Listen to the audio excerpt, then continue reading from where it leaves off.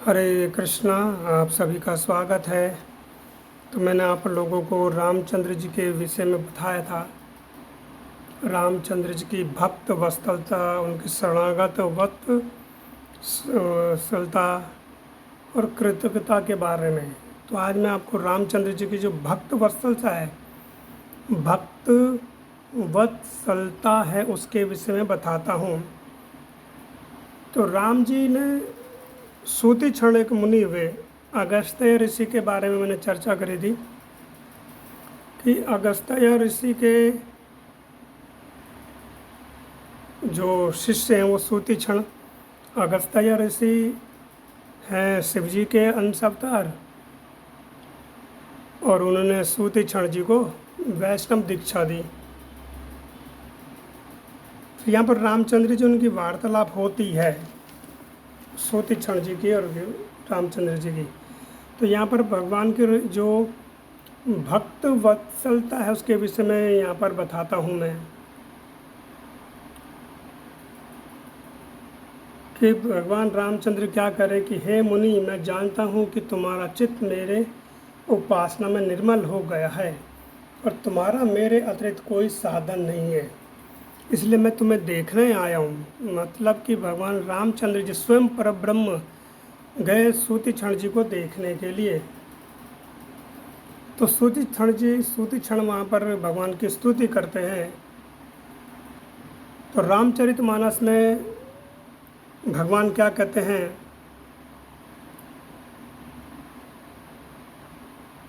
यहाँ पर बहुत अच्छी बात बताते हैं भगवान जी सूती क्षण जी को, और नारद ऋषि को भी बताते हैं।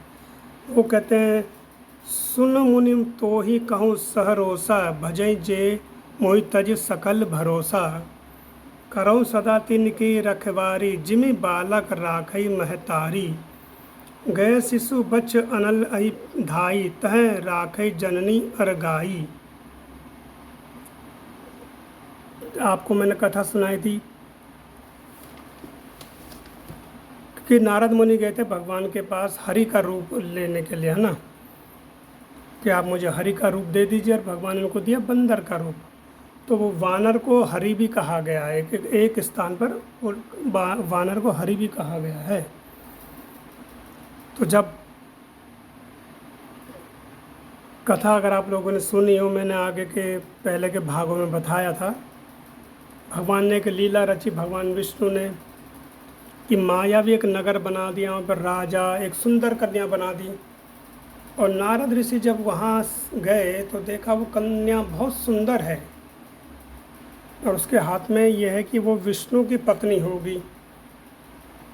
पर नारद जी को अहंकार आ गया था कि उन्होंने काम को जीत लिया। आप लोगों ने इससे पहले की अगर कथा सुनी हो, नहीं तो मेरे जो वीडियो पड़े रामचंद्र के चरित्र के बारे में, उसको आप सुनिएगा। तो रामचंद्र जी के बारे में मैं बता रहा था।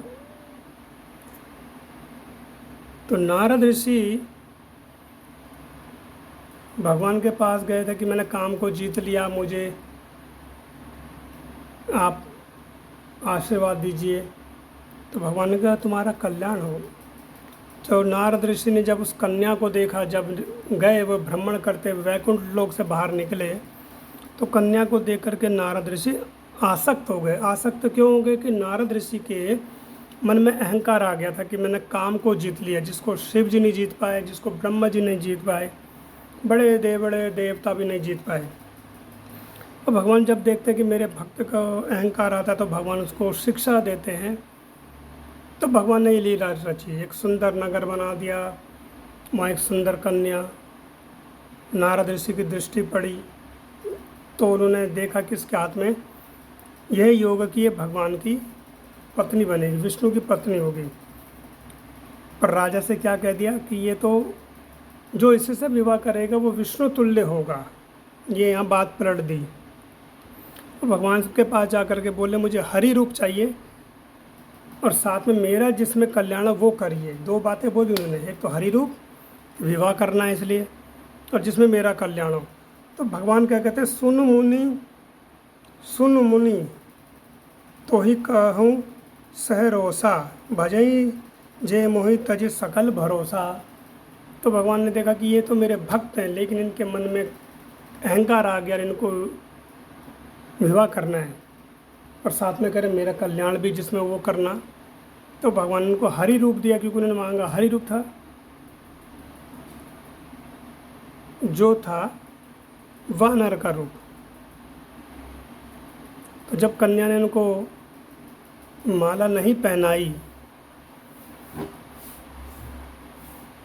तो सब हंस रहे थे।